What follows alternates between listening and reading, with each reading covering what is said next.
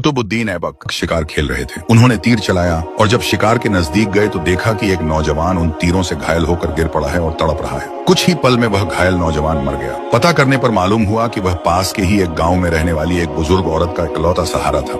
वह जंगल से लकड़ियां चुनकर बेचता और जो मिलता उसी से अपना और अपनी माँ का पेट पालता था। कुतुबुद्दीन ऐबक उसकी माँ के पास गए और बताया कि उनके तीर से गलती से उसके बेटे की मौत हो गई है। माँ रोते रोते बेहोश हो गई। कुतुबुद्दीन खुद को काजी के हवाले किया और अपना जुर्म बताते हुए अपने खिलाफ मुकदमा चलाने की इजाजत दी।